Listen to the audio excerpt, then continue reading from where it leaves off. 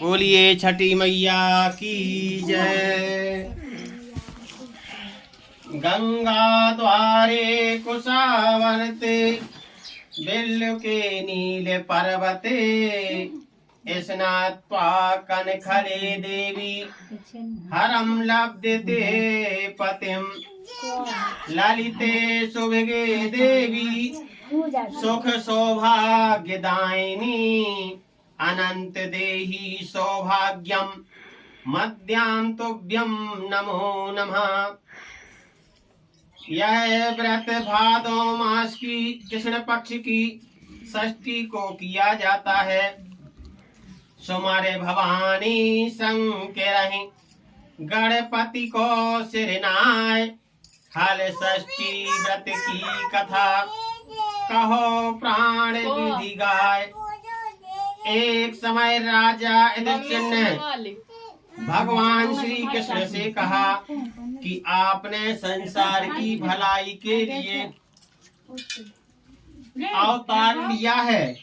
इस समय सुभद्रा और द्रौपदी अपने पुत्रों के मरने से शोकाग्रस्त है तथा अभिमन्यु की स्त्री उत्तरा का गर्भ भी अश्वत्थामा के ब्रह्मास्त्र से खंडित हो गया है। माता पिता को संतान के बिना अत्यंत दुख होता है। अतः हे प्रभु, आप कोई ऐसा व्रत दान अथवा उपाय बताइए जिससे कि माता पिता संतान शोक से दुखी न होवे, संतान दीर्घ आयु स्वस्थ होवे।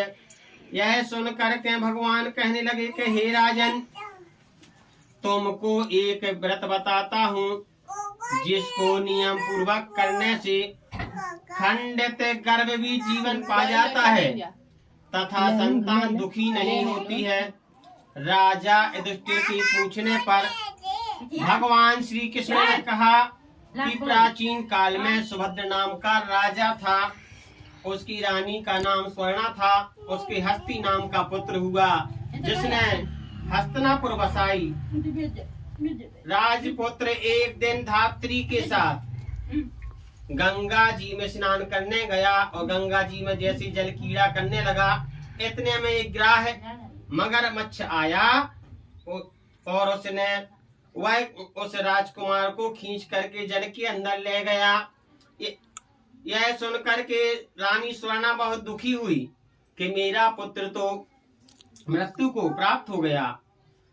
बड़ी दुखी भई रानी। तदंतर उसने क्रोध में आकर के उस धात्री के पुत्र को धधकती हुई अग्नि में डाल दिया। तदंतर इसके पश्चात राजा और रानी अपने अपने प्राण त्यागने के लिए तैयार हो गए। वह धात्री भी अपने पुत्र शोक में किसी निर्जन वन में चली गई। वह धात्री वहाँ एक सुनसान मंदिर में शिव जी, पार्वती जी तथा गणेश जी की पूजा करने लगी। प्रतिदिन पूजन और ध्यान करके वह तृणमहुआ धान्य खाया करती थी। भगवान बोले कि हे राजा युधिष्ठिर, इस प्रकार व्रत करते हुए उसके प्रताप से भाद्रपद मास की कृष्ण पक्ष की षष्ठी के दिन आज छठे के दिन नगर में एक अद्भुत दर्शन हुआ कि एकाएक उस धात्री का पुत्र अग्नि में से जीवित निकलने लगा। राजा रानी ने भी उस धात्री के पुत्र को अग्नि में से निकलते हुए देखा, जिससे उसको बड़ा आश्चर्य हुआ। उन्होंने पंडितों से इसके जीवित रहने का कारण पूछा। इसका रहस्य बताने के लिए शिव जी की आज्ञा से दुर्वासा ऋषि आए। राजा ने दुर्वासा जी को आया जानकर उनकी आगवानी करी, अर्घ आदि से पूजन किया, उनका बारंबार उनको नमस्कार किया और धात्री के पुत्र के जीवित होने का कारण पूछा। दुर्वासा ऋषि ने कहा कि हे राजन, उस धात्री ने वन में जाकर के नियम पूर्वक भक्ति भाव से भगवान शिव जी, स्वामी कार्तिकेय और पार्वती गणेश जी का ध्यान किया, पूजन स्मरण श्रद्धा सहित किया तथा व्रत नियम पूर्वक किया। उस व्रत के प्रभाव के कारण वह धात्री का पुत्र उसे जीवित मिल गया। छोटे अतः आप भी धार्मिक कर्म करें। श्री कृष्ण जी ने राजा युधिष्ठिर से कहा कि हे राजन, राजा और रानी ने दुर्वासा ऋषि को विदा कर दिया। तब इसके बाद वे दोनों को साथ लेकर के उस धात्री के निवास स्थान पर गए। वहाँ राजा, रानी तथा दुर्वासा ऋषि ने उस धात्री को भगवान शिव का कुश पलाश के नीचे अति श्रद्धा भक्ति भाव से पूजन अर्चन करते हुए देखा। तो राजा ने धात्री को उसके पुत्र से मिला दिया। धात्री ने राजा को इस उत्तम व्रत के महात्म्य के बारे में बताया। उसने कहा कि हे राजन, जिस दिन से मैं आपके भाई से यहाँ आई थी, मैंने केवल वायु का सेवन किया और भगवान शिव जी, कार्तिकेय जी, पार्वती जी, गणेश जी की पूजा की है। एक दिन आधी रात के समय में स्वप्न में भगवान शिव जी ने मुझे दर्शन दिया और कहा कि तेरा पुत्र तुम्हें जीवित मिल जाएगा, क्योंकि तुमने बड़ी श्रद्धा और भक्ति के साथ यह व्रत किया है। यदि तुम्हारी रानी भी इस व्रत को नियम पूर्वक करती है तो उसका पुत्र भी उसे मिल जाएगा तथा और भी बहुत से पुत्र होंगे। भगवान कृष्ण जी ने राजा युधिष्ठिर से कहा कि हे राजन, भादों के महीना में कृष्ण पक्ष की छठे के दिन, षष्ठी के दिन यह उत्तम व्रत करना चाहिए। इस दिन प्रातः काल उठ करके क्रोध, लोभ, मोह को त्यागना चाहिए, क्रोध को छोड़ना चाहिए, क्रोध, लोभ, मोह को छोड़ करके व्रत का नियम लेना चाहिए। और जब तक व्रती रहें, जब तक व्रत करते करें, किसी जीव की हिंसा ना करें, किसी जीव को ना सताएं। व्रत संपूर्ण करने के लिए चींटी आदि का मार्ग भी उल्लंघन नहीं करना चाहिए तथा दोपहर के समय अपने मित्रों के साथ में पलाश कुशा के नीचे भगवान शिव जी, पार्वती जी, स्वामी कार्तिकेय जी और गणेश जी की मूर्ति को स्थापित करके धूप दीप नैवेद्य से विनय पूर्वक भाव से पूजन करें और प्रार्थना करें कि हे सौम्य मूर्ति, हे सौम्य मूर्ति, पंचमुख सूर्यधारी, नंदी, श्रृंगी, महाकाय आदि गणों से युक्त आप भगवान शिव जी को मैं साष्टांग नमस्कार करता हूँ। हे शिव हर कांता, प्रकृति से भाग्यदानी गौरी माता पार्वती जी, मैं आपको नमस्कार करता हूँ, करती हूँ। हे मयूरवाहन, हे ब्रह्म पर्वत के विदीर्ण करने वाले और स्कंद स्वामी कार्तिकेय जी, मैं आपको बारंबार प्रणाम करता हूँ। फिर एक दंत गणेश जी की प्रार्थना करें। हे प्रभु मूषक वाहन लंबोदर, आपको साष्टांग नमस्कार है, प्रणाम है। इस प्रकार इन चारों देवताओं की भली प्रकार से पूजा करें। ब्राह्मणों के साथ गाजी बाजी से अपने घर को जाएं।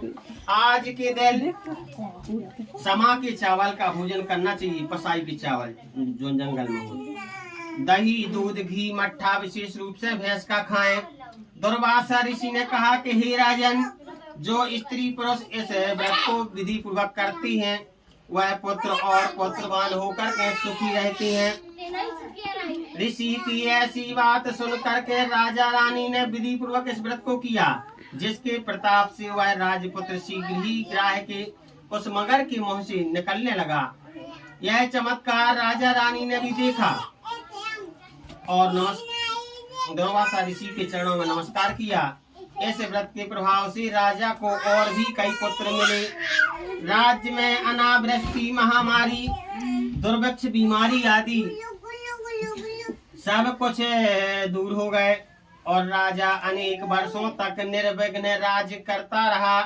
भगवान श्री कृष्ण ने कहा कि हे राजन युधिष्ठिर, यदि उत्तरा भी यह व्रत नियम पूर्वक करती है तो उसके सब दुख दूर हो जाएंगे।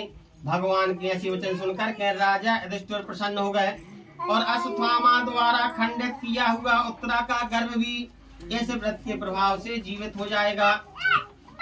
इस व्रत के करने से वंश स्थिर होता है।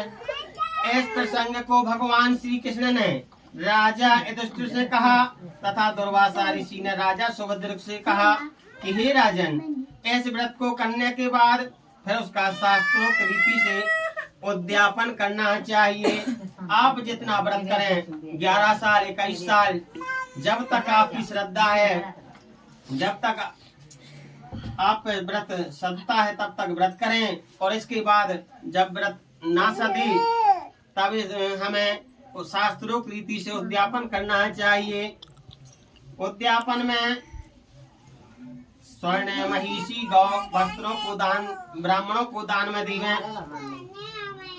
और दुर्वासा ऋषि ने कहा कि हे राजन, विद्वान धर्मनिष्ठ राजा युधिष्ठिर ने भी इस व्रत को उत्तरा से करवाया, जिसके प्रभाव से उसका अश्वत्थामा द्वारा खंडित हुआ गर्भ भी हिलने डुलने लगा। वही गर्भ राजा परीक्षित के रूप में प्रकट होते हैं और राजा परीक्षित के रूप में जन्म लेते हैं। जो कोई मनुष्य यह उत्तम व्रत करता है उसके सब कार्य सिद्ध होते हैं, पुत्र और पौत्रों की प्राप्ति होती है तथा सूर्य लोक में उसकी पूजा होती है। बोलो षष्ठी मैया की जय। आज बलराम जयंती भी है। आज श्री कृष्ण के बड़े भाई बलराम जी का भी जन्म हुआ था। एक ग्वालन की कथा इस प्रकार है कि ग्वालन का काम प्रतिदिन दूध बेचना था। एक गांव से दूसरे गांव जाकर के वह प्रतिदिन दूध बेचा करती थी। लेकिन आज षष्ठी के दिन वह जब दूसरे गांव में दूध बेचने के लिए जा रही थी, उसके पेट में प्रसव पीड़ा होने लगी। तो उसने झाड़ी के नीचे एक बच्चे को जन्म दिया और जन्म दे करके उससे जब होश आया तो विचार किया कि हमारा यह दूध दही नहीं बिकेगा तो नुकसान हो जाएगा। अपने पुत्र को वहीं छोड़ करके दूसरे गांव में जाती है दूध बेचने के लिए। और जब वह दूध बेचने के लिए गई तो उसमें गाय और भैंस के साथ में गाय का दूध भी मिला दिया, मिक्स कर दिया और उन सखियों को दे दिया। और जब वह दूध बेच करके वह ग्वालन आती है तो क्या घटना घटी कि आज के दिन एक किसान हल चला रहा था, लेकिन आज के दिन हल नहीं चला जा, हल से जुता हुआ अनाज नहीं खाती। आज के दिन जुता हुआ हल से। तो आज के दिन आकाश में घटना घटी कि वह किसान हल चला रहा था और उसके बैल बिचक गए। जब बैल उसके बिचक गए तो वह उसका जो हल था उस लड़के के पेट में उसका जो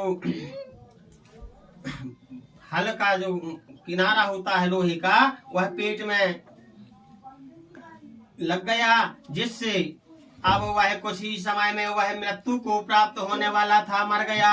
जब उसका पुत्र मृत्यु को प्राप्त हो जाता है और इधर वह ग्वालन दूध बेच करके आई और उसने ध्यान आया कि हमारा पुत्र है, तो पुत्र को देखने के लिए झाड़ी के नीचे आई तो उसने देखा कि उसका पुत्र तो मृत पड़ा हुआ है, मरा हुआ पड़ा हुआ है। तब जाकर के अब वह शोक करने लगी, मन में विचार करने लगी कि यदि मैंने इन सखियों का व्रत खंडित ना किया होता तो हमारा पुत्र आज जीवित होता।